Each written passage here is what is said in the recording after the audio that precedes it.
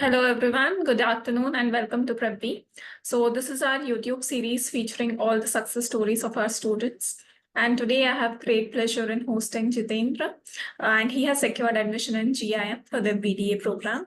So hello Jitendra, how are you? Hi, I'm doing good. All right. So, So could you please quickly introduce yourself? What was your profile? yeah, sure. Hello, everyone. I'm Jitendra. I did my BBA in Business Analytics from PV Siddhartha College, Vijayawada. So, I am an all engineer basically. Um, I've uh, I've done my commerce in my plus one and plus two. In technically not so into math and stuff, and not so much into engineering as well.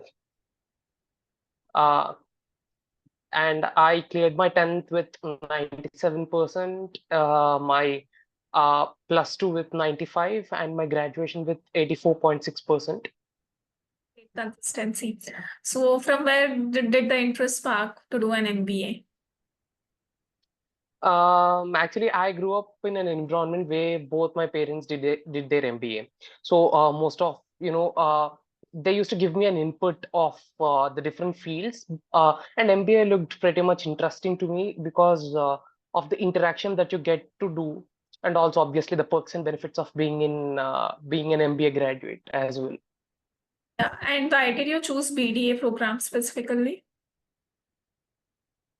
Like I mentioned, I did my BBA in business analytics.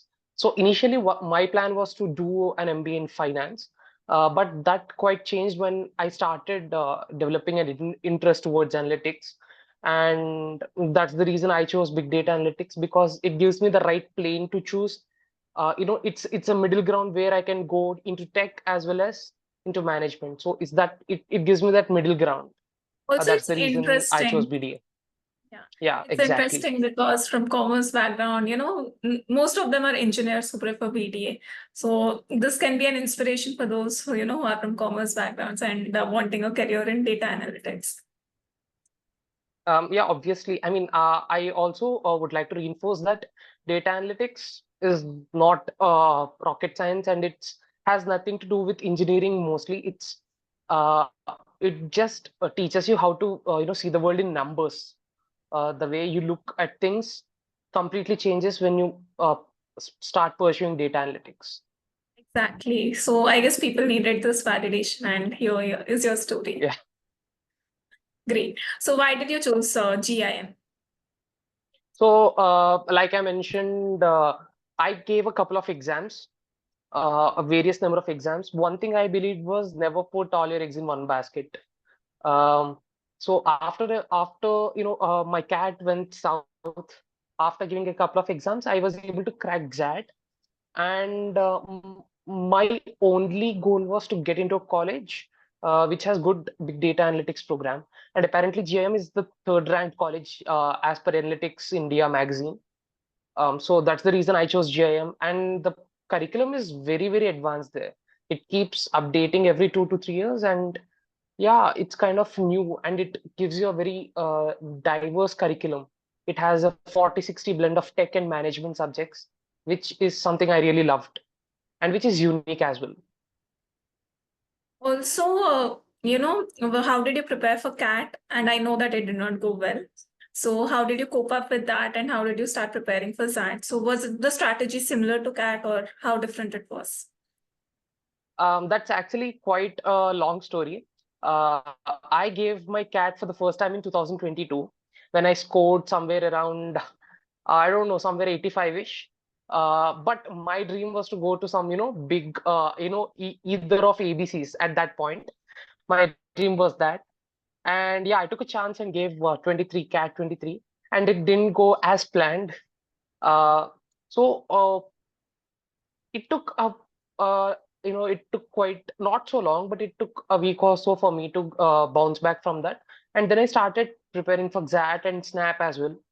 So apparently, I was also able to clear SIDTM, SCIT, and few other symbiosis colleges. And I also converted NMIMS Indore and Hyderabad and Bengaluru campuses. So of all these, uh, the one common point of all these exams is they just test your aptitude and patience. CAT tests your patience a lot, and EXAT tests your ability to focus. So when you start identifying these loopholes, you start working well. One thing is obviously three common sections across all exams: quant, verbal, and logical reasoning. Being a non-engineer, quant is not so easy for me. Uh, but yeah, it was great. It has been a wonderful learning experience. CAT has been a great takeaway for me this year. Right. So how did you prepare for each section? So each section, like I mentioned, quant, I had to constantly revise. Luckily, I was good enough with verbal because I have this habit of reading because I don't read a lot. I just read for at least 30 minutes a day, just non-fiction books, either any of the books. So that gave me an edge for VRC. And logical reasoning is you have to be very calm. That's the only thing. You need being calm helps you solve that. So I started meditating for logical reasoning technically in order to crack the DILR section, and also a couple of mocks around 20 to 30, approximately 20 to 30 mocks for CAT. And for XAT, I didn't really give any mock. I just directly took the exam. See, all these exams are, they test your mindset more than your preparation, as you have mentioned earlier. Also, how did you Yeah. prepare for your decision making of SAT? Decision making of XAT it actually didn't take any kind of preparation. So the decision making of XAT asks you to look from a rational point of view. You shouldn't take a skewed point of view. That's very simple. Don't try to put yourself in the situation. Look at the situation from a third person's perspective, and then you'll crack the answer. And one which is most viable and which satisfies a majority of the stakeholders. And then you're done with DM. Also, you gave NMAT, SNAP, CAT, and SAT. Any other exam? MICAT 1 also.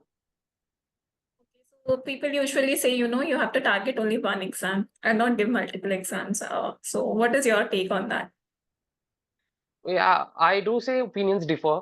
And in my case, one thing is uh, while you're giving exams, you have to be prepared for either of the results. It's a 50-50 probability. Even after you give your exam, there are multiple stages that you need to cross to make it into a college. So when you stick to one, if at all you have, I mean, if you although you put your complete efforts, there could be some external factors that might change the outcome. So if you're prepared for that and you're ready to give your best, then you can stick to one college. But if you find some external factors influencing, or if you don't want to take risk, it's always better to have a plan B. And there's nothing wrong in having a plan B. That's what I personally feel. There are, some students who prepare only for CAT and they target only ABC or Blackies. So you were one of those Yeah. students. So how did things Yeah. transform? See, like I told you, the first attempt for CAT, I didn't even prepare for 22 CAT. I just gave it out of blue and scored pretty well. Yeah. So one thing I want to tell all those who are planning to crack only black eyes or the ABCs is give your best this year. If you are not able to crack, try any other college and don't waste time, a lot of time. That will really make things worse for you. And yeah, CAT is very, very unpredictable exam. That's really true. I got to know that after a personal experience. People used to say that a lot. And so what are some common mistakes aspirants make in the preparation phase and how can one avoid it? One very common mistake that aspirants make is taking mock scores very seriously. Um, there could be people, I have done that in the beginning. Once your mock scores go high, you stop, you you become you become a bit reluctant in your preparation, and you might start focusing less on a few topics. And there could be days where you score very low and you hit the rock bottom. So both of them are not at all good. Just try to be consistent. Mock scores are not your final scores. You're just preparing. you're just preparing yourself to sit for 2 hours at a stretch. You're not preparing for the exam technically. You're building your patience, you're building your perseverance while giving the exam. It's not for you to clear the concepts, clear all the questions. It's for you to logically understand what questions to solve and how to make the best out of the situation. Right. And how was your PI experience at Goa Institute?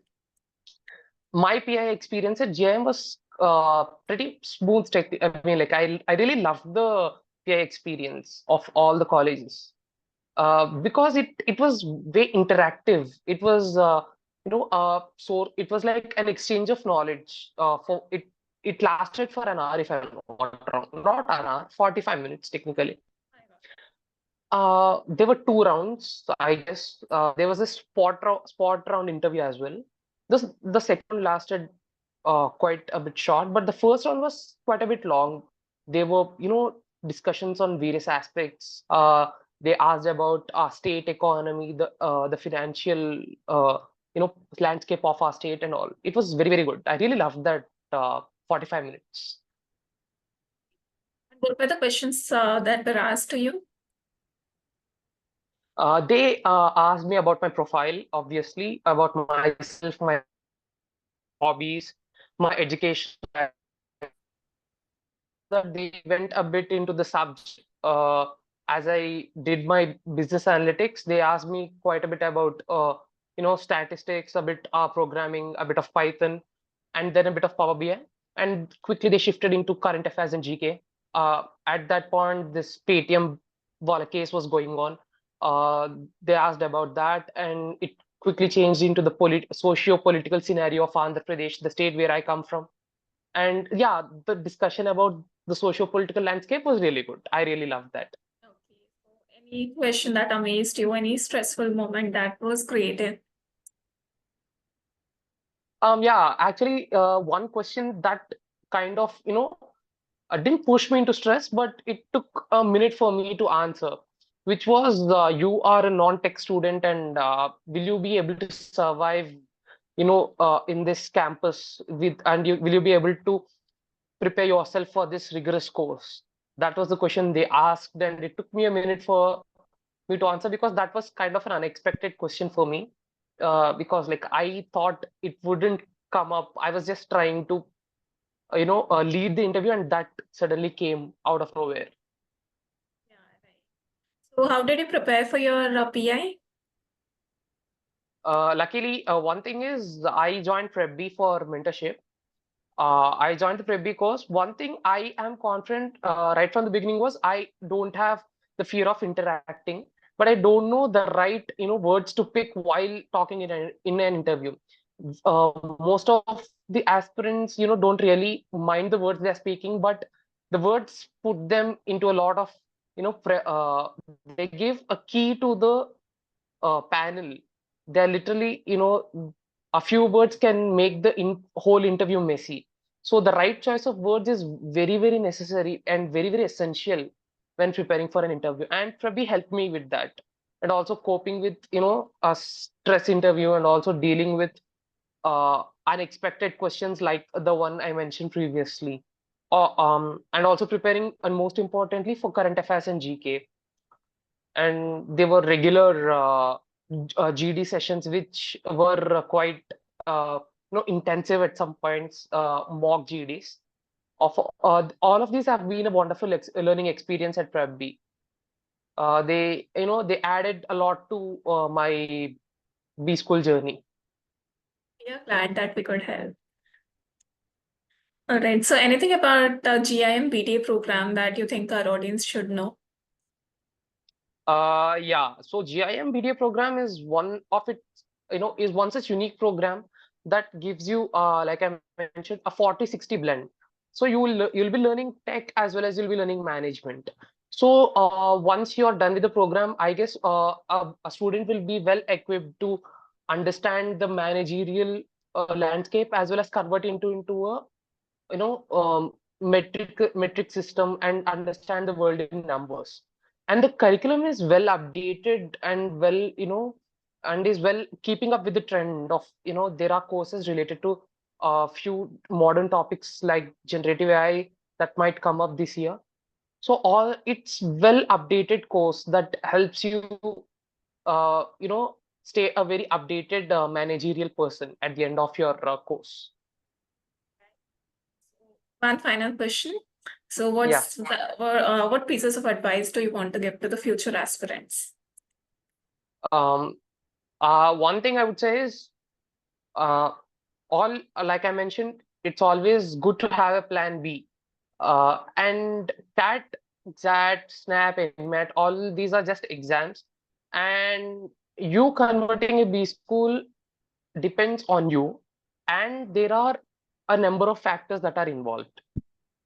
N number of factors. Trust me when I say this, it's out of personal experience. There are N number of factors that are involved, and not all of them are under your control. So try to do whatever you can. Try to, change things that are under your control. Prepare well, be prepared for the worst, make up your mind, and most importantly, be patient, and be a lot patient and build that self-confidence. That helps you a lot. And don't get distressed by looking at the scores of either of the exams. If you are not able to crack one, you might crack another. That's for sure. So we wish you luck for your future journey. I hope that MBA gives you all the experiences that you're seeking, and PrepBee team is proud of you. So, and thank you so much for joining us today. And you gave the validation that some of our audience might have required. Sure. Thank you. It has been a lovely time spent, time interacting with you, and thank you for having me. Thank you.